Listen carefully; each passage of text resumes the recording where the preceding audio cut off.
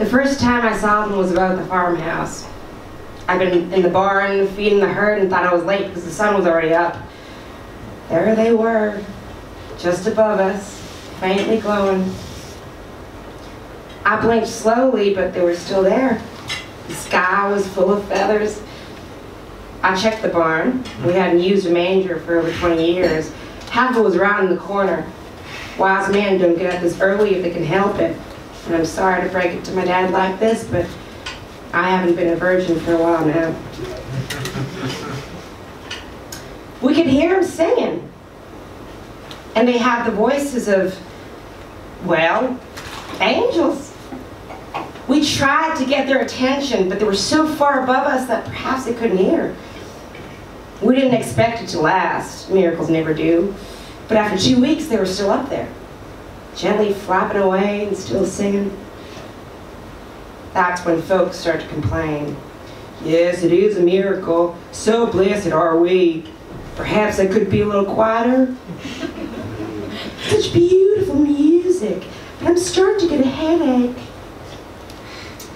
At the very least, we were sort of expecting them to come down to earth on a Sunday for a day of rest. Nobody quite knew how to go about lodging a formal complaint or who to send it to. So, Myrna Thorvison wrote a stiffly worded letter to the vicar. Her children would be kept awake at night by all the hosannas. Could he please ask them to confine their choir practice to daylight, or bless several sets of earplugs? The vicar had attempted to make contact first from the stepladder, then the roof of the community center, and then finally the spire of the church. He wasn't comfortable with heights, and nevertheless he clung on and shouted to the occupants of the heavens above. The strong winds carried away his words, and he was relieved to be back on solid ground. I tried, he said with a shrug. Nothing changed, so the vicar wrote to the bishop. The bishop didn't believe in angels and tried to have the vicar removed. The vicar appealed to the pontiff, who summoned the conclave to determine the status of the creatures. There was some suggestion that they were too low in the air to be heavenly. One senior cleric suggested they were oversized shaved owls.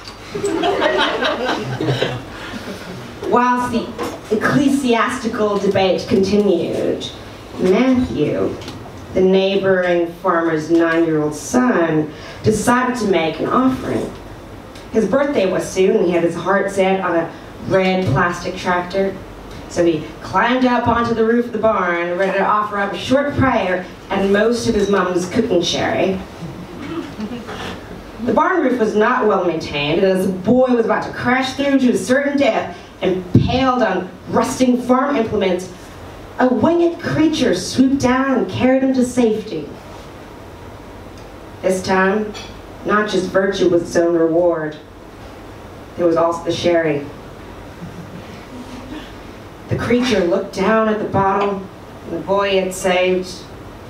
The child mimed drinking, waved, and ran indoors to tell his folks. That night, an angel took a swig and passed the bottle to those closest.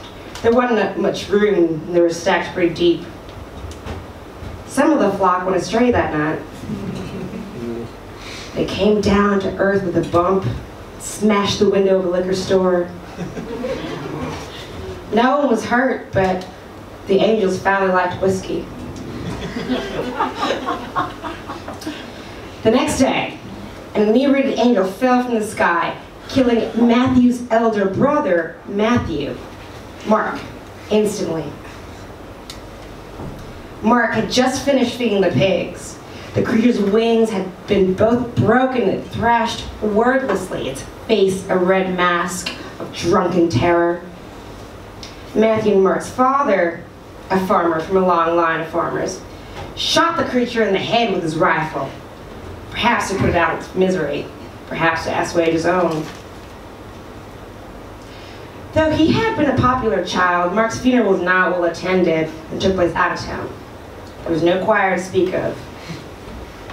As the funeral cortege made its slow, sad progress back to the farm, the hearse-led dominant line of limousines stalled as the procession came under attack from above.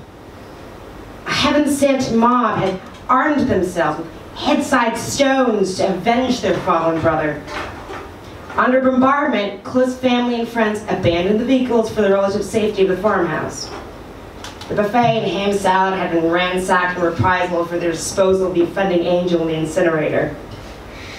All the while, the choir perpetual poured forth their hails and their hosannas. The next day, his remaining family safe in the storm cellar, the farmer gathered friends and set to work transforming a disused barn which had little to recommend itself other than the proximity and access to the nearby highway. Unlike their earthbound foe, the angels, having run out of rocks, drifted away to resume their place amongst the host. The farmer and friends worked long into the night. At dawn, the people of the village met in church. The creatures above had ceased hostilities, but their wings cast a long shadow over the buildings and its occupants.